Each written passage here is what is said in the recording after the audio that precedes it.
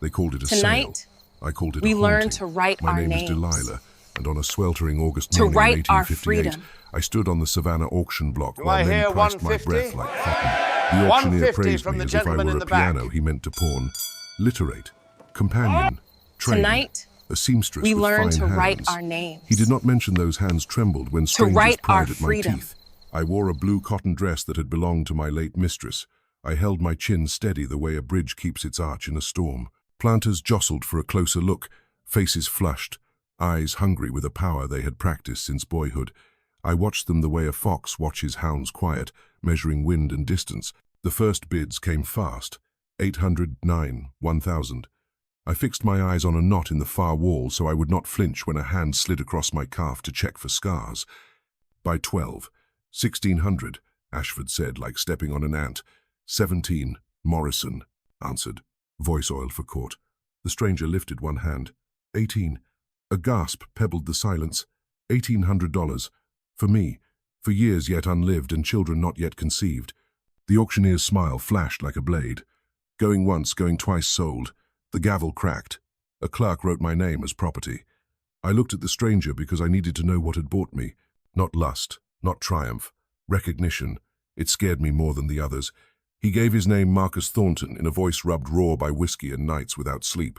Come, he said. I stepped down because a rope around your life tightens when you fight in public. Outside, the heat struck like a wet cloth. He handed me into a carriage whose leather had a tired shine, the sort used by men who once cared how they looked and then stopped. My few things, a Bible, a needle roll, a comb went beside me. Wheels crunched gravel. Savannah slipped by in squares of sun and shade. For a mile we said nothing. I studied him without staring. His clothes were expensive, but sleep had not visited them. His hair wanted a cut. His hands shook at the reins. He had the look of a house after a funeral. Clocks stopped, mirrors covered, flowers turning brown in last week's water. At a crossroads inn, he watered the horses and offered me a drink without touching my skin. When we rolled on, he spoke like a man stepping into cold water. You belong to Mrs. Whitmore of Charleston. I told him he talked about his place on the Altamaha River, Thornton Hall, cotton, 60 enslaved people, 2,000 acres, a son at the University of Georgia. He did not talk about the woman whose absence sat in the carriage with us, though her name floated between sentences like perfume that will not fade. Dusk found us beneath a tunnel of live oaks draped in Spanish moss. The drive opened and the house appeared. White columns, wide verandas, beauty chipped at the corners. Slaves from the big house gathered to watch. I saw what I always look for on new ground: who holds keys, who limps, who speaks with eyes. He did not take me to the quarters. He led me upstairs to a guest room with a 4-poster bed, a desk, and fresh flowers. Kindness can be a better trap than cruelty because it lets you hope. You will be my companion, he said. You will dine with me, converse with me. Help me remember how to live among people. He could not say what he wanted. I nodded like a person agreeing to weather. In my head, I unfolded a different map. Time turned into money, money turned into paper, paper into freedom. I had once been free. I remembered that taste. Night brought rain. The far bell called the field hands before dawn. A careful knock followed, and a young house slave came in with a tray and a pitcher of hot water. I'm Lucy, she said, posture practiced for invisibility, eyes too bright to hide. Master says you're to take breakfast. A green silk dress lay across a chair. It fit me as if measured in secret. Too perfect. Downstairs, the table was set for 20. There were 2 of us. Marcus sat at one end, fingers trembling around his coffee cup, eyes straying to an empty chair the way a prayer returns to a grave. I ate because hunger steals judgment, and I needed mine. How did you guess my size so well? I asked. He gave a lie that did not wish to live something about a good eye and yesterday's observations. I let it pass. I told him small things that were true and safe. My mother's needle, French verbs, how Charleston smells after rain. His shoulders dropped a fraction. Then I asked the question I had carried since the gavel fell. Why did you pay $1,800 for me? He looked at me as if the answer had teeth. Grief moved across his face, bare and untrained. Because, he said, and the word broke, for a breath on that platform I thought you were someone I had lost. He did not say her name. He did not need to. Rebecca lived in that house the way thunder lives in a storm, even when the sky looks clear. I felt the hook of his loss snag at the hem of my life. I could have softened. I could have apologized for the shape of my face. Instead, I gave him the only truth that might save us both. "I am not your ghost," I said. "I am not her. See me." He closed his eyes like a man who has finally heard the sermon meant for him. Rain picked at the window. Somewhere a clock remembered its duty. When he opened his eyes, he was a fraction more awake. Not a promise, not a threat. The beginning of a bargain neither of us could yet name. That morning began our dangerous arithmetic. His grief, my resolve, a fortune already spent, and a line I would draw with my own hand. A widower bought what he thought was a return. I told him the only sentence that could break that spell. "My name is Delilah. If you want anything from me, mercy, company, conversation, start there. Say my name and stop looking for someone who is gone. Start with truth, not shadows. Begin with me, not Rebecca. I was not born in chains. I was born in Charleston, South Carolina, in a narrow brick house that smelled of starch and lavender and ambition. My mother, Sarah, was a free woman of color, a seamstress whose fingers worked miracles with cloth. She said freedom had to be stitched together, one careful seam at a time, and she did just that. My earliest memories are of fabric swaying on a line, and my mother humming as she sewed gowns for the white ladies of Meeting Street. She was proud of her work, but prouder still that she could sign her own name. "You will too," she said, pressing my hand around a quill. "Words are the only thing they can't take, unless you let them." I learned my letters by candlelight, tracing them in chalk until they belonged to me. My father, James Morrison, was a white merchant who visited after sunset. He loved my mother in the quiet, hidden way that men like him loved women like her, honestly in private, falsely in public. Still, he paid our rent, brought books, and promised a future he never lived to keep. When he died suddenly of fever, everything he left behind became a battlefield between his two families, the one everyone could see and the one he had to hide. I was 16 when the sheriff came to our door with papers. I still remember my mother's needle pausing mid-air, the thread trembling like a nerve. The Morrison family claimed that my mother and I had never been free, that we were their late husband's property, wrongfully pretending to liberty. They brought forged bills of sale, lying witnesses, and money for the judge's silence. In a world where the color of your skin was proof enough, evidence was unnecessary. We stood in court without a lawyer. My mother's voice shook as she produced my baptism record, my school papers, father's written letters calling her "my dear Sarah." The judge barely glanced at them. He glanced instead at her skin, at my skin, and at the white faces filling the benches. His verdict fell like a chain, enslaved for life. I remember the sound that left my mother's throat, not a scream, but something deeper. The kind of sound you make when your soul breaks its own ribs. They took her first. I clung to her skirts until a deputy pulled me off, and she shouted through tears, "Remember your letters, Delilah. They can't own your mind." I repeated those words all the way to Charleston's holding pens, where freedom ended and property began. That was the first sale. The second came months later, after a merchant named Whitmore bought me for his sister-in-law, Mrs. Margaret Whitmore, a widow who needed a companion. I was terrified at first, waiting for the cruelty I'd been warned about, but Mrs. Whitmore surprised me. She treated me with a kind of restrained kindness, the sort that expected gratitude in return. She liked my voice when I read aloud, liked my hand with the needle, liked that I knew how to serve tea without spilling. She taught me piano and let me borrow books from her library, so long as I never forgot who owned both the books and the hands that turned their pages. She once said, "You're lucky, Delilah. You live in comfort, not like those poor souls in the fields." I smiled politely, the way an obedient slave does, but inside I wanted to scream. Luck, I thought, was a cruel word for captivity that came with curtains. Years passed that way, 12 in total. I learned the art of invisibility, of walking softly through the white world without being seen until I chose to be.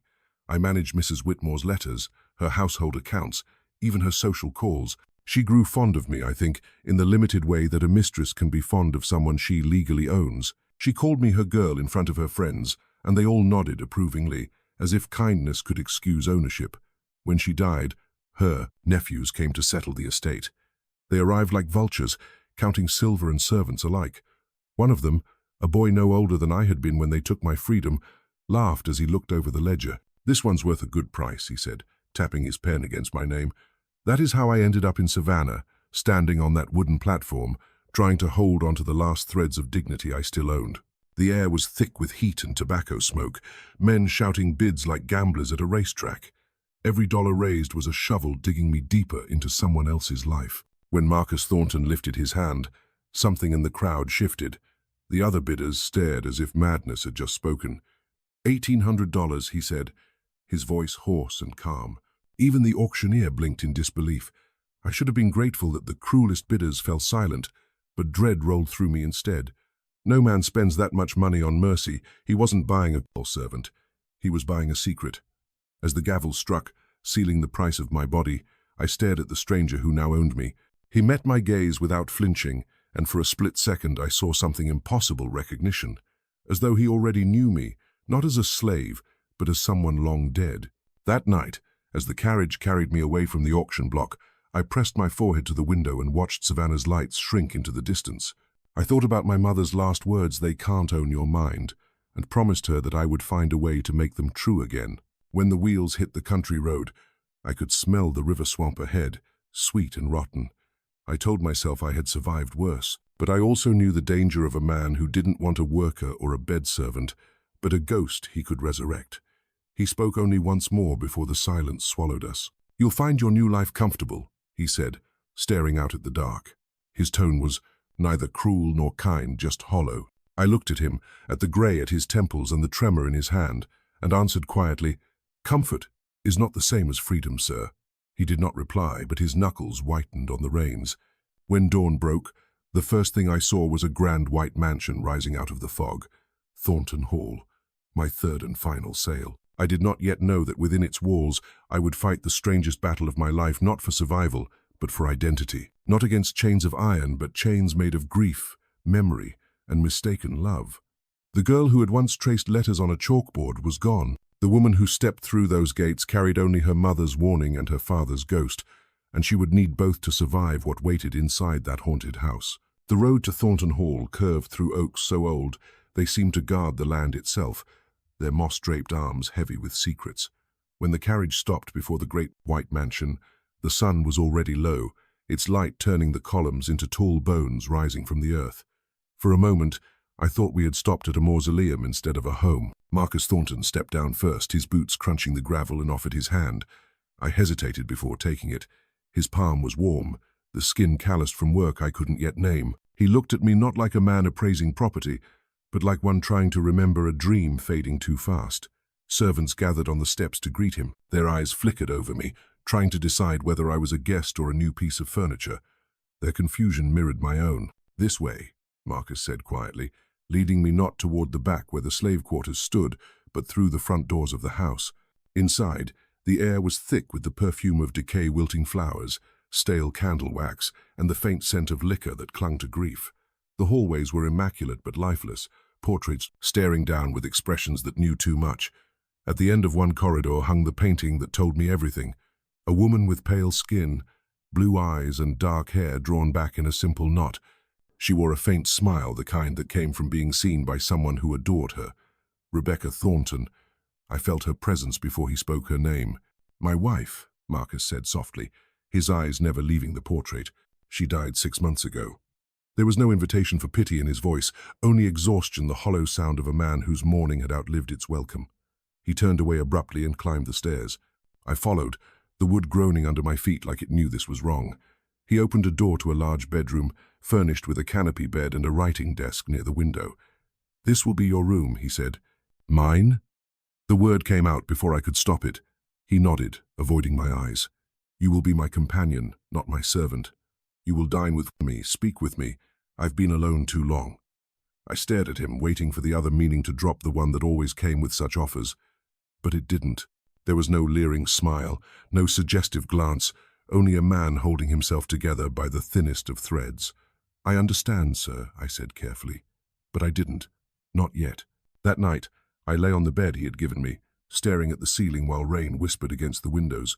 The sheets smelled faintly of lavender. Somewhere in the darkness, a clock ticked unevenly, as though it, too, had forgotten how to keep time. I told myself not to relax, not to mistake confusion for safety, but exhaustion claimed me anyway, and when I finally drifted into sleep, I dreamed of faces blending Rebecca's and my own, until I could no longer tell us apart. I woke to the faint tolling of a bell and a knock on my door. A girl stepped inside, no older than 16. She moved with the quiet precision of someone who had learned that making noise could be dangerous. "Good morning, miss," she said, setting a tray on the table. "I'm Lucy. Master Thornton says you're to join him for breakfast." She poured hot water into a basin, her hands steady but her eyes curious. "Miss," she added hesitantly, "are you really going to live up here, in the big house?" I met her gaze in the mirror. So it seems. Her mouth parted slightly, like she wanted to say more but thought better of it. "Well," she said softly, "the others are talking. They say it's strange. Some say it's a blessing, some say it's a curse. I just think you best be careful." "I always am," I said. When she left, I noticed a dress laid out across the chair. Green silk, simple but elegant, the kind of garment a lady might wear for morning calls. I lifted it, and the fabric slid through my fingers like water.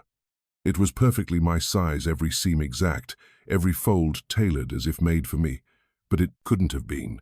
No dressmaker alive could have measured me so precisely from sight alone. A chill crept up my spine.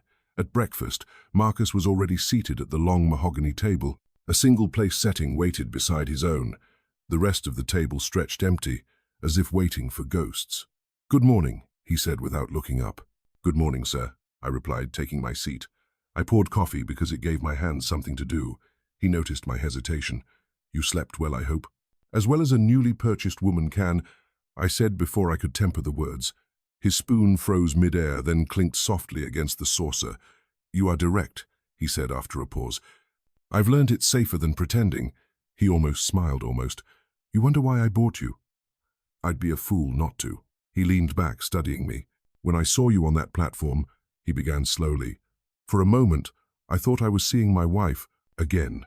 The way you held your head, the look in your eyes, even the tilt of your mouth. You are not her, I know that, but grief isn't logical. I thought if I could bring you here, perhaps I could—" He stopped himself, staring at the empty chair across from him. "Bring her back." I finished for him. He flinched like the words had struck him. "I told myself it wasn't that," he said, "that I only needed company, conversation. But yes, that's what I wanted. To stop hearing her voice in these halls. And so you bought mine instead," I said quietly. He closed his eyes. "I suppose I did." The silence that followed was not peaceful. It pulsed between us like a living thing. Finally I said, "You don't need a ghost, Mr. Thornton. You need the truth. And the truth is that I am alive, flesh, bone, and memory. I will not wear another woman's face for your comfort." His eyes opened then, sharp and wet. "You speak like her too," he whispered. I stood. "Then perhaps she is trying to tell you something through me. Let her rest, Marcus. You can't resurrect the dead by enslaving the living." He stared at me as if the sentence had carved a hole in his heart. I turned to leave, certain I had gone too far, but his voice followed me. "Delilah," he said, my name soft on his tongue, as if saying it for the first time. "I see you." I stopped in the doorway, caught between fear and pity. "Then start there," I said. "See me, not her." That was the moment something invisible shifted in the air between us, a tremor neither of us could name. I had challenged him, and instead of striking back, he listened. Later, I stood by the window of my borrowed room, watching rain carve lines down the glass. For the first time in years, I wasn't sure whether I was a prisoner or a witness to something larger than both of us. The plantation slept below, quiet and watchful. I could feel their eyes, their whispers already spreading. The new woman lives in the master's house. They didn't know what I was yet.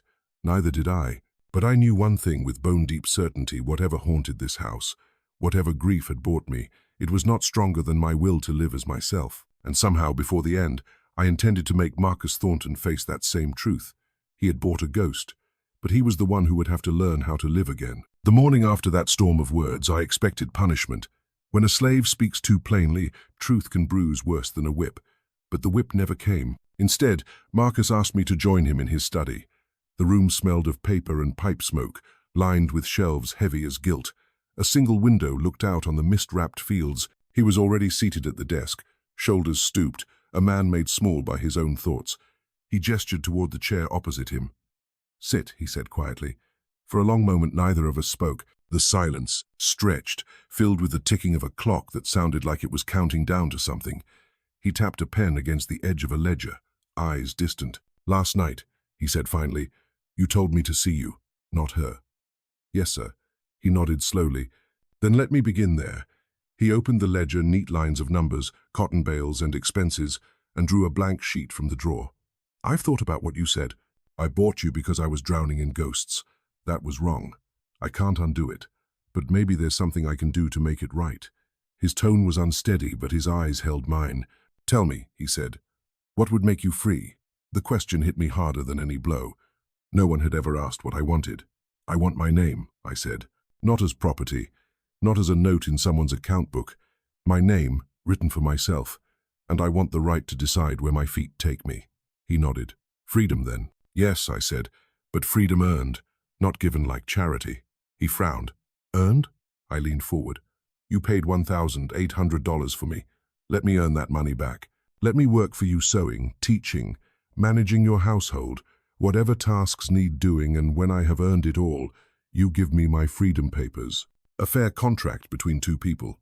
He stared at me like I'd spoken a foreign language. A contract between a slave and her master? It's never been done. Then let it be done once, I said. Let it start here. Marcus looked down at his hands. You'd work for years. I've worked my whole life for nothing, I replied. At least this way, the years would belong to me. He was quiet for a long time. Then, without looking up, he whispered, You're asking me to admit I was wrong, to undo a system I was born into. I'm asking you to act like the man you think you are, I said. That landed. He blinked hard, then nodded, once, decisive. Very well. He dipped his pen into the inkwell. We'll write it now. The words came slowly at first, like a prayer being invented. Delilah, purchased for the sum of $1,800 on the 15th of August, 1,858, agrees to work in service to Marcus Thornton until such time as she has earned through her labor the full amount of her purchase price. Upon payment of said sum, she shall be granted her freedom and proper manumission papers. When he finished, the ink trembled on the page, as if even it knew this was rebellion in disguise. I reached for the pen. My hand shook as I signed my name Delilah. It was the first time in 12 years I had written it freely. Marcus signed beneath mine. We'll both keep a copy, he said, tearing a second sheet from the ledger and carefully copying the text. I don't know if this will stand in a court of law, but I mean to honor it. I folded my copy and slipped it inside my dress, close to my skin. Paper could be burned, stolen, or dismissed, but I would remember every word of it. He exhaled deeply, as if a weight had lifted from his chest. You'll need supplies, cloth, needles, a proper sewing table. There's a disused parlor near the east wing. Make it your workroom. I will, I said. As I stood to leave, he said my name again slowly, deliberately. Delilah. It was strange hearing it spoken with respect. Most white men made it sound like a command. He said it like an acknowledgement. That night, I sat by candlelight in my new workroom, tracing the lines of the contract again and again, as if the ink might fade if I looked away. The idea that a slave could buy herself was madness. But then, so was grief. And grief had made Marcus reckless. I intended to make that recklessness count. Over the next days, we began the uneasy rhythm of business partners pretending not to notice the world outside their bargain. I took inventory of the house linen, mended torn draperies, and began making dresses for the planters' wives who still called on Marcus despite his mourning. When Lucy brought gossip from the kitchen, it was full of whispers. Master's gone soft. She got a paper, says she'll be free. They'll both hang if the neighbors find out. I listened without comment. Rumors were fuel. They kept people afraid, and fear kept eyes averted. Marcus changed too. He started asking questions he'd never asked before about my mother, about Charleston, about what freedom had felt like before it was stolen. Sometimes he'd pause mid-conversation, as if ashamed that he hadn't thought to ask such things years ago. One evening, as the sky bled orange over the fields, he said, "Do you hate me, Delilah?" I didn't answer right away. "I don't have the luxury of hate," I said. "Hate is a cage too.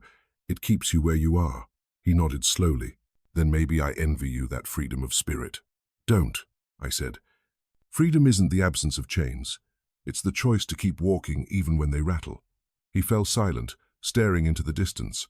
The sound of frogs rose from the river, a song older than either of us. When I went back inside, I caught sight of Rebecca's portrait again in the hall. Candlelight flickered across her face, and for a moment I felt her watching me. But the fear that had haunted me that first night was gone. Whatever ghost he had seen in me was fading, replaced by something living. That evening, when he passed me on the stairs, he paused and said softly, "Good night, Miss Delilah." The title, even half whispered, was a rebellion of its own.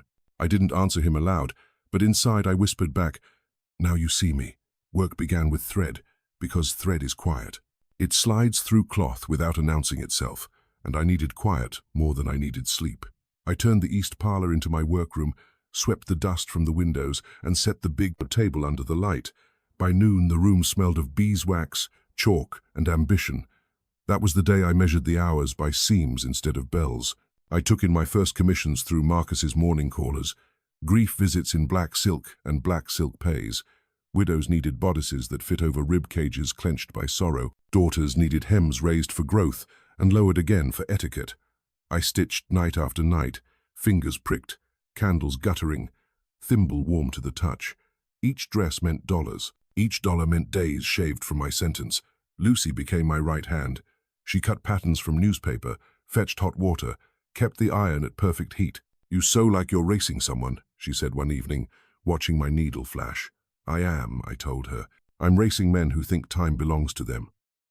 When rumors reached the neighboring plantations, the ladies came curious and left impressed. They spread my name across parlors the way perfume lingers on gloves. Soon the doorway filled with orders, morning gowns, tea dresses, ball gowns, trimmed in jet. I kept an open ledger and a strict mouth. Clients paid into a small lockbox Marcus placed on the desk. At night, he recorded each payment, date, and purpose in the same neat hand that once tallied cotton bales. He did not round in his favor. He did not forget a cent. He did not ask for thanks. Sewing would not be enough. Money buys paper, paper buys breath. But freedom is bigger than a signature. It needs minds that can read it. So I began with letters. I started with Lucy behind the kitchen garden where the earth stayed soft even in drought. We wrote A with a stick in damp soil. We wrote B like a door partly open. C is a crescent moon, I told her. She traced it shyly, then smiled with all the light she'd been hiding. "What does it feel like?" she whispered. "Reading?" I asked. "It feels like standing up inside your own head." We moved from dirt to smuggled slates, from slates to scraps of paper. Words grew into sentences. Lucy can mend. Lucy can read. She copied her name until the loops lay steady and proud. "They'll whip us if we're found," she said. "They will," I answered, "and still we learn." Samuel from the stables came next, then Mary from the laundry, and Joseph from the fields. We met in the woods beyond the quarters, where pines kept our secrets, and the cicadas sang loud enough to hide soft voices. We called it prayer meeting when anyone asked. I taught letters by moonlight and numbers by counting stars. I charged no money, but I asked payment in kind. A clutch of eggs, a basket of beans, a strip of cloth. Those gifts kept my lamp oil full and my courage from running dry, Marcus knew. I could feel his eyes on my back some evenings as I slipped toward the trees with a book under my shawl. He did not stop me. He began to help in the only ways a man like him could, without lighting the county on fire. He purchased extra paper for plantation accounts, let broken tools remain broken so hands might rest, and told Josiah the overseer that the whip spoiled morale and was henceforth a last resort. I watched the whip disappear like winter in a long spring, slow and unbelievable, and still I did not trust fair weather. I taught faster. Small things changed first. He ordered more salt pork and a weekly barrel of molasses. He granted garden plots wider than a grave. He allowed Sunday afternoons for music that was ours, drums muted but not silent. Babies fattened, coughs eased. Old men straightened to an inch taller than despair. These mercies did not go unpunished. Neighbors began to circle like hawks. At market I heard their wives' careful questions. "Is Mr. Thornton quite himself?" Josiah muttered that discipline was slipping. A planter's son joked that Marcus had mistaken his ledger for a Bible. Their laughter sounded like nails. The house itself softened. Marcus stopped drinking to sleep and started walking at dusk. He would pause at the porch rail, listening to voices carry from the quarters. Lullabies, gossip, the low hum of a world he had never bothered to hear. "What are they singing?" he asked me once. "Hope," I said, "and warnings." He nodded like a man hearing thunder beyond the horizon. One evening, while I basted a bodice for Mrs. Pearson's ball, he put down his pen and said, "Teach me too." I looked up, needle between my lips. "You can read." He shook his head. "Teach me what you teach them, the way you put it in words." So I did. I read him psalms and lines from a narrative that had traveled south, hidden inside a family Bible. We spoke about the sentence like it was a door and the paragraph like it was a road. He asked what freedom had felt like when I was a girl in Charleston. Like the first breath after choking, I said. He held that answer the way a man holds a match in wind. The ledger swelled. In 3 months I earned more than I had dared to hope. Marcus never failed to show me the tally. He slid the book toward me with fingertips ink-stained and careful. $62 this month, he'd say. 71. He began to smile, rarely but truly, when he balanced the columns and found us closer to the line. Thomas's name rose like a storm post in these conversations. He will not like any of this, Marcus said. He will like even less that I am not ashamed. The first time he said it, he sounded afraid. The second time, he sounded resolved.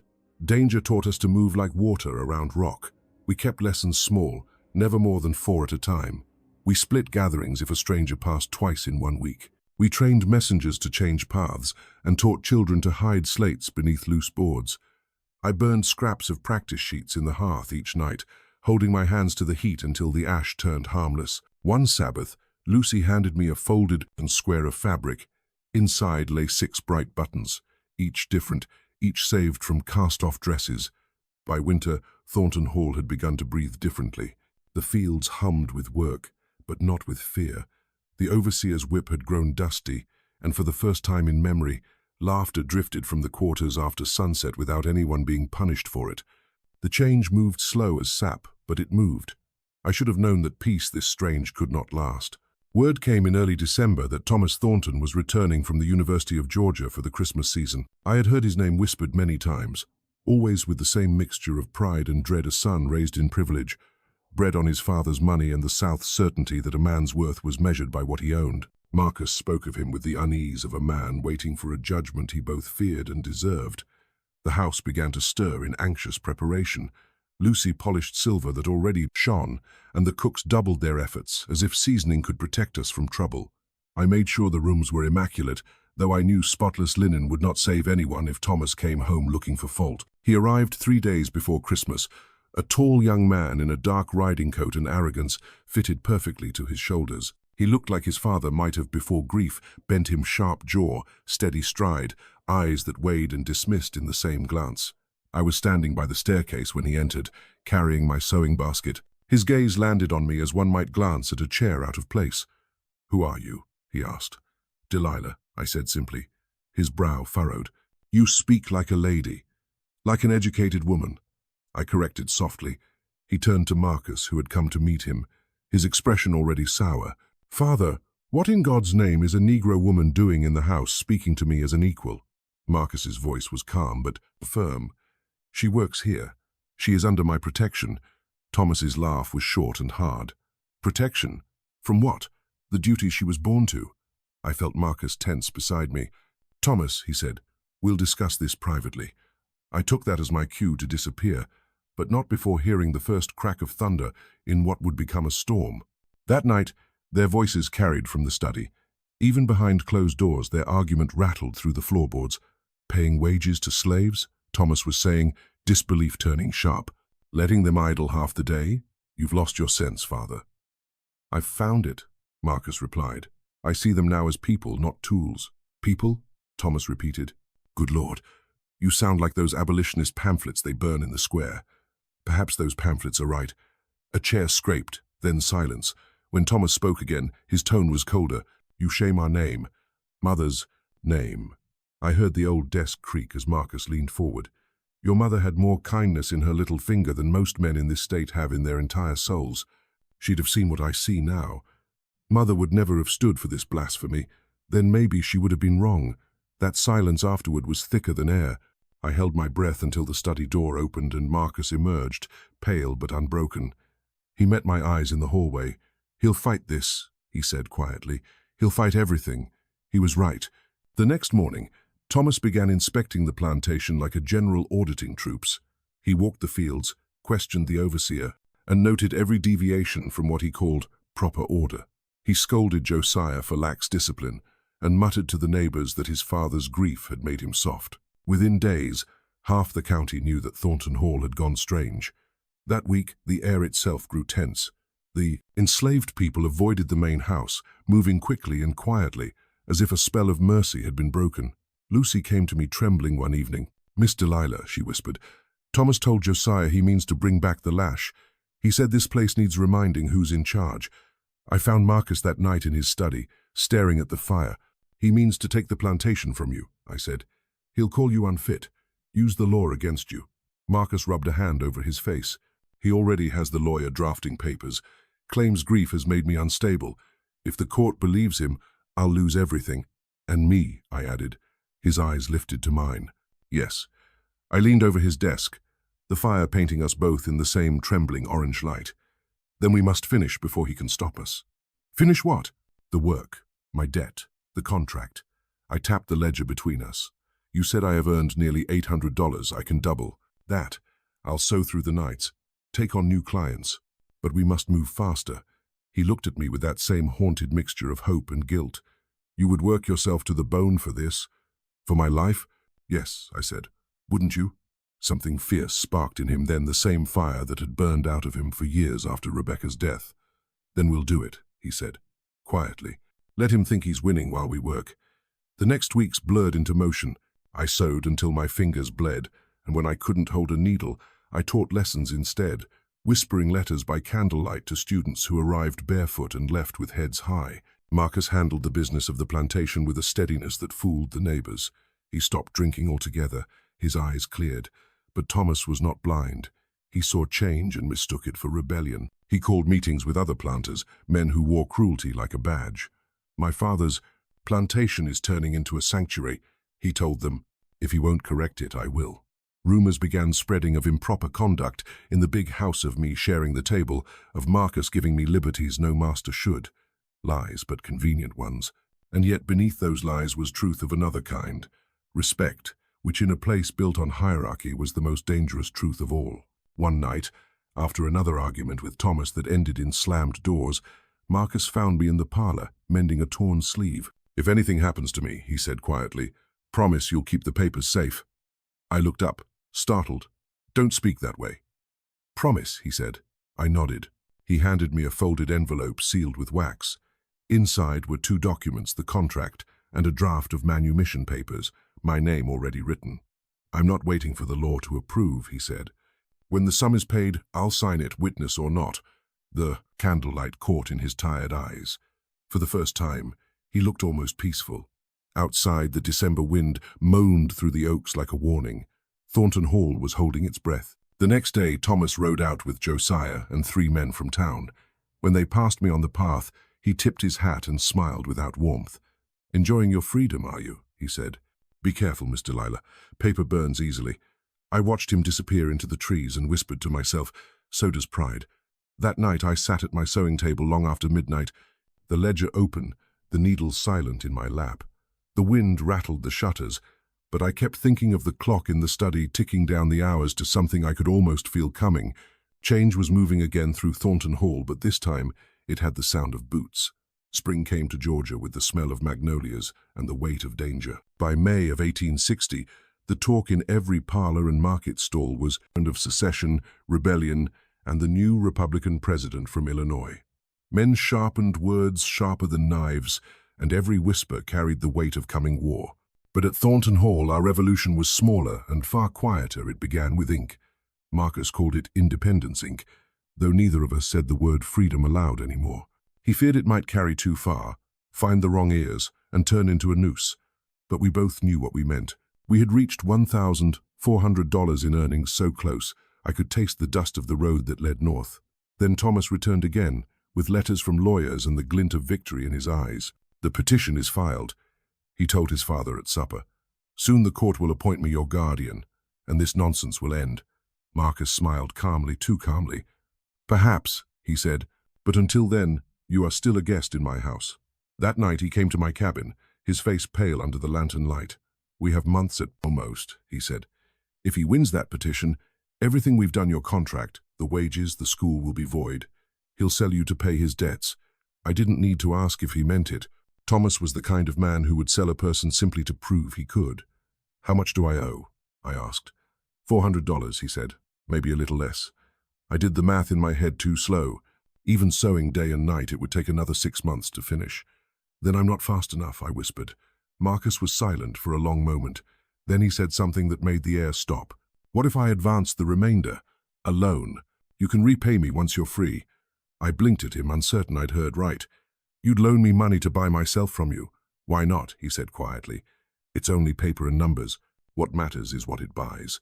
What it buys, I said slowly, is risk. If anyone finds out, you'll be ruined. He smiled, a sad, crooked thing. I already am. We sat at my small table, the one he'd helped repair that winter, and wrote a new document in the same careful hand as before. Loan of $400 advanced to Delilah, to be repaid after manumission through honest labor. He sealed it with his signet ring and dated it the 4th of July, 1860. Independence Day, he said. Seems fitting. I signed beneath his name, my hand trembling. The candle between us flickered like it knew history was being made. He leaned back, exhausted. When the papers are filed, you'll be free. Legally, irrevocably. Free, I repeated softly, testing the word like a taste I'd forgotten. The manumission papers were signed that same week, witnessed only by Lucy, who held the lantern steady while Marcus wrote. When he handed them to me, his fingers brushed mine, and for the first time I saw peace in his eyes instead of torment. You're free now, Delilah, he said, in the eyes of God and the law. I wanted to thank him, but the words refused to come.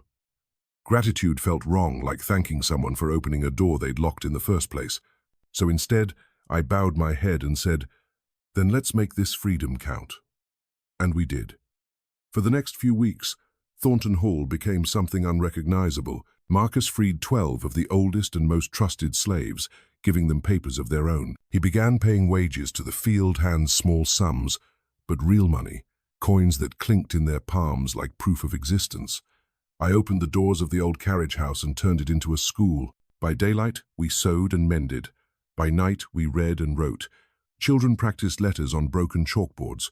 Grown men stumbled over syllables that would one day carry them north. Lucy taught numbers. Samuel recited psalms by heart. We hung a curtain over the doorway, but the laughter still spilled out into the yard. This is dangerous, I told Marcus one evening as we watched from the porch. So was everything worth doing, he said. Rebecca used to tell me that. At her name, I saw his eyes soften but not darken as they once had. Whatever ghost she'd been was finally at rest. Still, the whispers began again, neighbors calling him the mad abolitionist of the Altamaha. The sheriff rode by twice that month under the pretense of friendly visits. Josiah resigned quietly, claiming moral disagreements, though I knew he feared being caught up in something bigger than lashes and cotton. Through it all, Marcus stood firm. Let them talk, he said. Words are lighter than conscience. But Thomas did not merely talk, he planned. He gathered allies, men who feared any crack in the old order. They began sending letters to the county court, claiming Marcus was under the influence of a cunning negress who exploited his grief. I heard it in the market before Marcus ever did.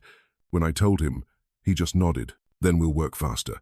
He sold a parcel of land quietly through a friend and used the proceeds to finance a network of escapes. My former students became conductors on the Underground Railroad, leading small groups north. The first left in late July, 2 men and a woman disguised as hired workers. Marcus forged their passes himself, sealing them with his own plantation stamp. They made it as far as Virginia before word came back they'd crossed into freedom. The night we learned they were safe, Marcus and I sat by the river in silence. The air smelled of pine and mud, the sky thick with stars. You've done what most men would never dare, I said. He shook his head. No, you have. I only followed where your courage led. I didn't answer. I couldn't. The truth was that courage didn't feel like bravery. It felt like exhaustion carried one step further. By September, 23 souls had slipped through the cracks of the Confederacy to be carried by the very system that sought to destroy them. Each one owed their escape to a widow's purchase and a broken man's guilt. But even revolutions born in candlelight eventually cast shadows. In October, Lucy came running from town, breathless and pale. Thomas is back, she said, and he's brought men with him. That night, the oaks around Thornton Hall seemed to whisper warnings. I could feel the change in the air, sharp as the moment before a thunderclap. Marcus stayed in his study long after midnight, the lamplight glinting off his ink bottle. When I entered quietly, he looked up. We've done all we can, he said. Now we pray the ink holds longer than the chains. The next morning, I found the manumission papers in a locked drawer, sealed in wax and labeled with a single word, truth. And though I didn't yet know it, that truth would soon burn brighter and faster than either of us imagined. The morning they came, the air was too still. Even the river seemed to hold its breath. The oaks stood motionless, heavy with moss and silence, and the sky above Thornton Hall was the color of pewter. I was teaching children to trace their names when the first hoofbeats shattered the peace. Lucy looked up from her slate, eyes wide. "Riders," she whispered. I knew before I turned. You learn the sound of trouble long before you see it. The uneven rhythm of horses pushed too hard. The metallic rattle of men carrying chains. My heart started counting faster than the bell that called field hands to work. "Close your books," I said softly. "Now quickly." Outside, the sound grew louder, then stopped all at once. Through the cracked window, I saw them. A dozen men dismounting in front of the main house. Dust rose around them like smoke. Thomas Thornton rode at their head, his posture perfect, his face clean and cruel as carved marble. Beside him sat Sheriff Crawford, a heavy man with a red neck and a pistol on each hip. Behind them came a doctor and a lawyer, the same two faces I'd seen in whispers and dreams since winter. "Go home," I told my students, forcing calm into my voice. "Stay in your cabins tonight, no matter what you hear." They scattered into the woods, their small feet barely making a sound. When the last of them vanished into the trees, I turned toward the house. My knees felt hollow, but my hands were steady. Whatever was coming, I would face it on my feet. Marcus was waiting for them in his study. I could see him through the doorway as I entered the calm at the center of the storm. He stood by the fireplace, feeding papers into the flames one at a time. The firelight painted his face in gold and shadow. Thomas stood opposite him, fists clenched, a predator waiting for the right moment to strike. "Father," Thomas said, his tone full of false sorrow, "I wish you'd left me no choice." "You always had a choice," Marcus replied, dropping another page into the fire. "You chose greed." "What are you burning?" the sheriff demanded. "Evidence," Marcus said. "Evidence of my crimes, I suppose." Crawford scowled. "Marcus Thornton, you're under arrest for theft of property, conspiracy to incite rebellion, and violation of state law regarding the education of slaves." Marcus didn't flinch. "What property have I stolen?" 23 slaves, Thomas said coldly. "Valued at $15,000, all gone. And we have witnesses who saw you aiding their escape." "I freed them," Marcus said quietly. "If that's theft, then I'm guilty." Crawford gestured, and two deputies stepped forward with shackles. I took one step toward Marcus, but Thomas's voice stopped me. "And you," he said, turning to me with a smile that never reached his eyes. "You're coming too, Miss Delilah. Charged with teaching slaves to read, conspiracy, and theft of services. Quite the list for a woman who claims to be free." "I am free," I said, pulling the folded manumission papers from my pocket. "Freed by your father's own hand. Signed, sealed, and witnessed." He snatched them from me before I could unfold them. "These," he said, laughing, "fraudulent, obtained through manipulation of a man no longer in his right mind. You're still a slave in the eyes of Georgia, and I'll see you sold before sundown." Marcus took a step forward. "Thomas, don't—" "Enough," the sheriff barked. He snapped the irons around Marcus's wrists. When he reached for me, I didn't fight. Resistance would only give them what they wanted, a reason to kill. They marched us outside into the gray daylight. Neighbors had gathered, drawn by the promise of spectacle. I recognized their faces, men who'd bought dresses from me, women who'd sipped tea from cups I'd polished. Now their eyes held satisfaction, as though righteousness could be built from another's ruin. As we passed the carriage house, I looked toward the woods. For a heartbeat, I thought I saw movement shadows among the trees, watching. My students, my people. They saw me shackled and knew what it meant. I nodded once, hoping they understood. "Run farther. Don't stop." The trial that followed was less a proceeding than a performance. The courtroom smelled of tobacco, sweat, and victory. The doctor declared Marcus mentally unfit. The lawyer confirmed it with a flurry of Latin and lies. The judge, an old friend of the Thornton family, barely looked at us as he ruled. Marcus's reforms were null and void. The freed slaves were to be reclaimed. The wages paid were theft. And the woman calling herself Delilah Freeman was ordered to be resold for the benefit of the estate. Marcus turned to me then, his wrists raw and eyes steady. "Tell them we tried," he said. His voice was so calm that it silenced the room for a moment. "Tell them it was worth it." Those were the last words he ever spoke to me. 3 months later, he was dead pneumonia, they said. But I knew better. You can die of heartbreak as surely as disease. As for me, I was sold again, auctioned like furniture to cover court costs.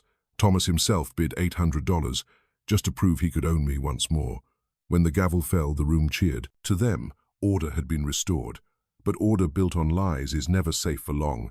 The war came like judgment.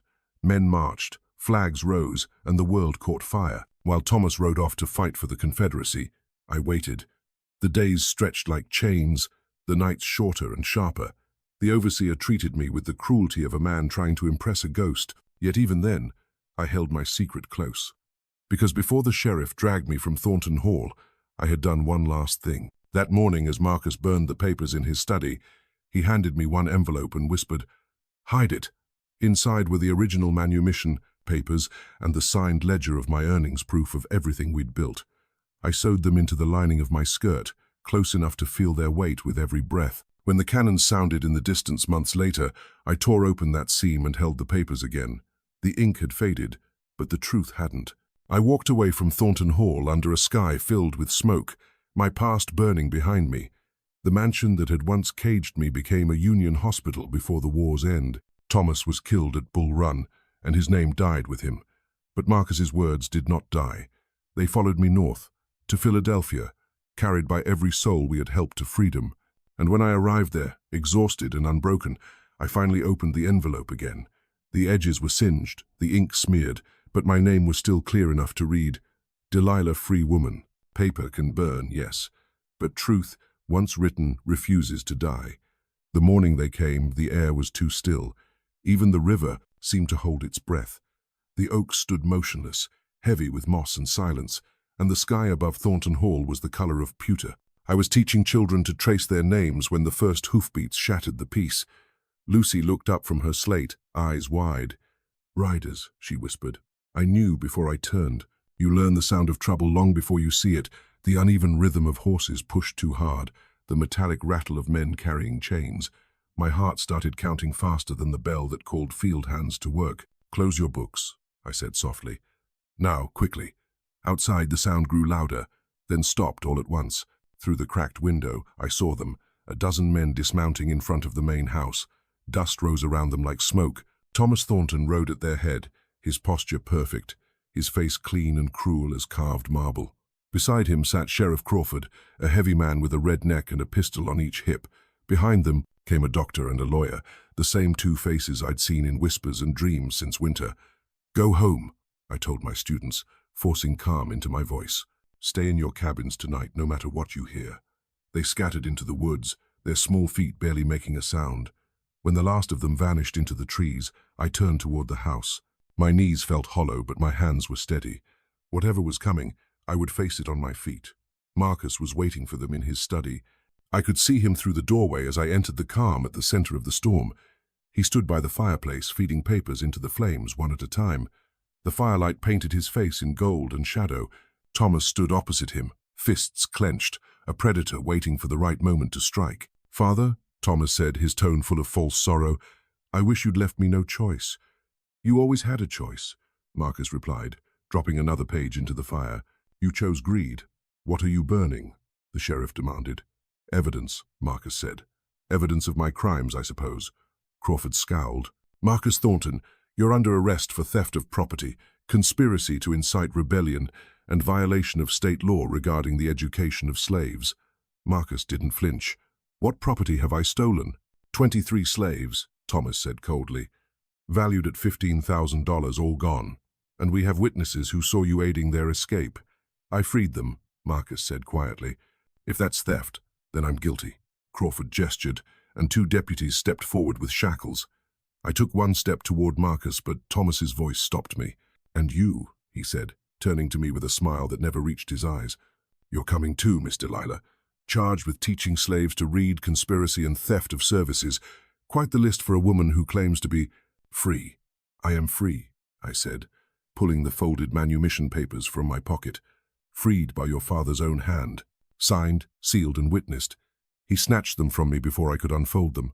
"These?" he said, laughing. "Fraudulent.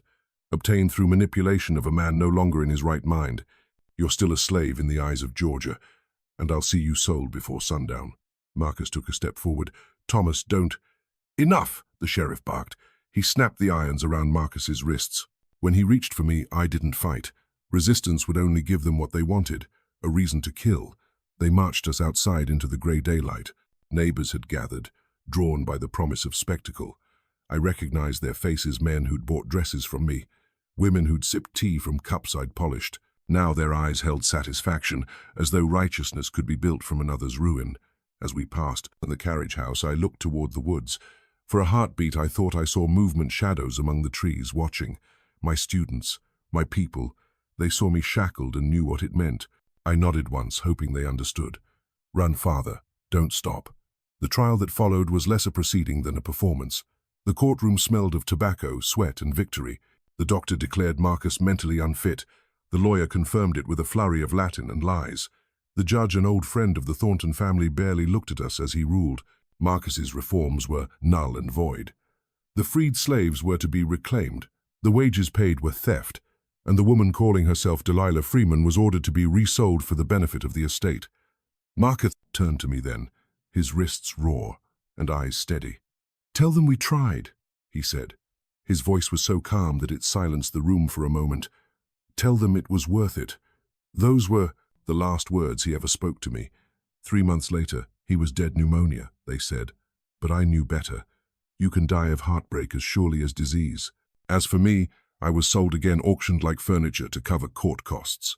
Thomas himself bid $800 just to prove he could own me once more. When the gavel fell, the room cheered. To them, order had been restored. But order built on lies is never safe for long. The war came like judgment. Men marched, flags rose, and the world caught fire. While Thomas rode off to fight for the Confederacy, I waited. The days stretched like chains, the nights shorter and sharper.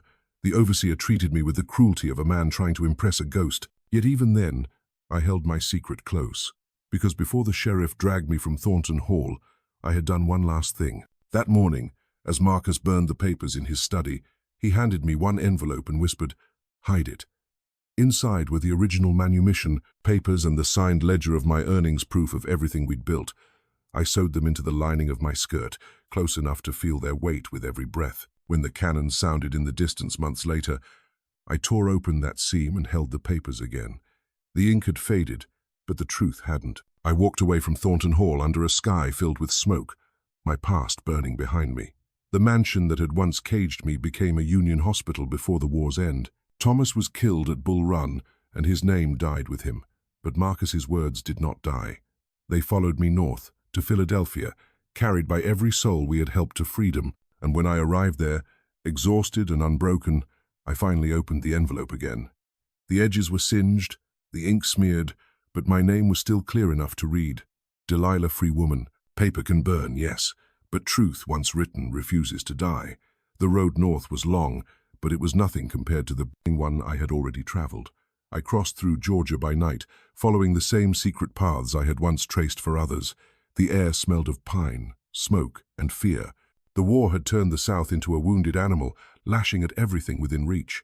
But amid its destruction, I found my chance to slip through its claws. I moved from one safe house to another, old cabins, Quaker barns, Union camps. Every time someone asked for my name, I said only Delilah, and that was enough. In North Carolina, I hid for 3 weeks beneath floorboards while soldiers searched the countryside for runaways.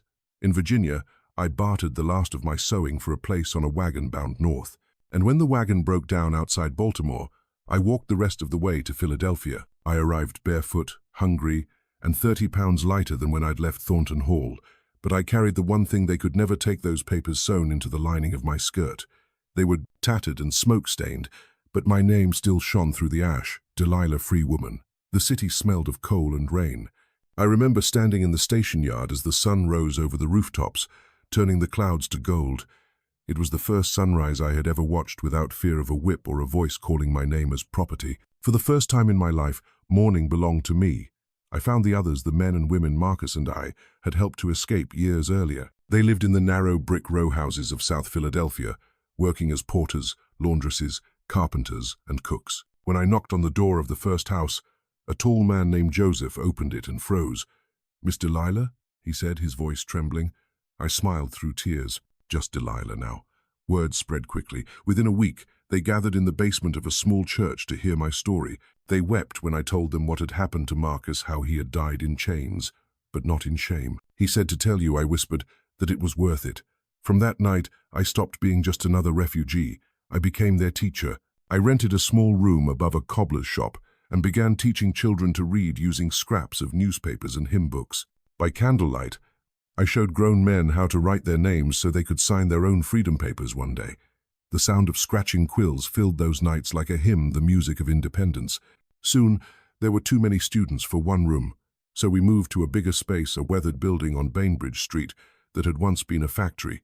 I cleaned it myself, scrubbing soot from the walls until they were white again. Then I painted one word above the doorway in black letters: Thornton Academy. I chose the name not for the master who bought me, but for the man who freed me, for the soul who traded pride for conscience, who died trying to prove that redemption is not a fantasy but a choice. In the 6 years that followed, the school grew like something planted deep in good earth. At first we taught reading, writing, and arithmetic. Then came history, philosophy, and music. I taught every child who walked through those doors that freedom is more than escape, it is education. Without knowledge, freedom dies the same way it's born, in ignorance and fear. The war ended in fire and ruin. The Emancipation Proclamation turned the word slave into law's ghost. But freedom was chaos at first, half promised, half denied. Families wandered north in broken lines, carrying nothing but their names. Some found their way to our door. I took them in, fed them, and taught them to write their own stories so the world could never again speak for them. Years passed. My hair turned silver. My fingers, once calloused from sewing, grew stiff from chalk and ink. The children I taught grew into teachers themselves, spreading across the country like sparks. Some founded schools in New York, Boston, and Chicago.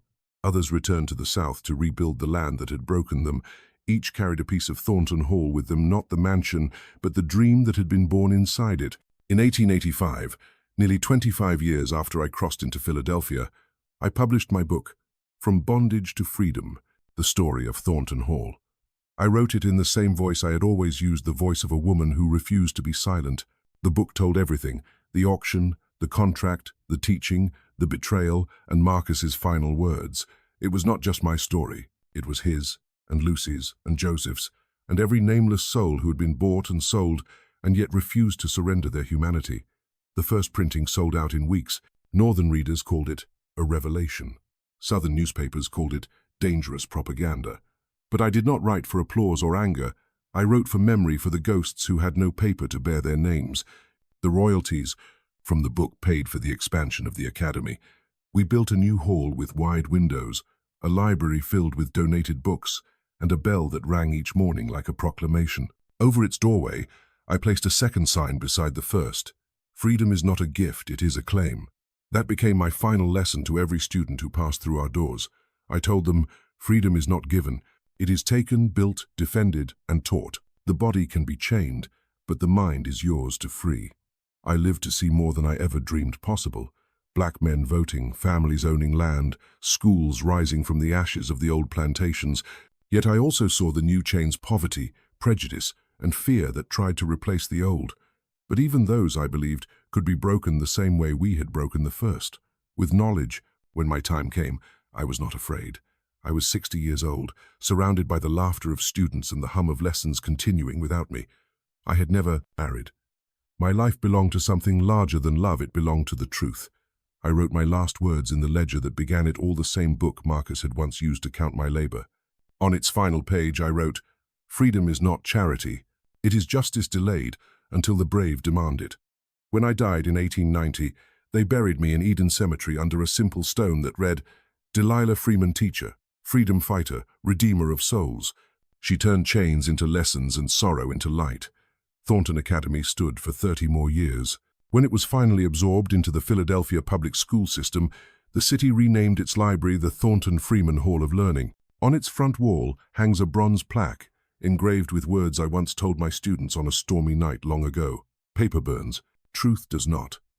And every year when the spring wind carries the scent of magnolia even this far north, I imagine Marcus walking once more through the halls, not the broken master who bought me, but the man who chose to see me.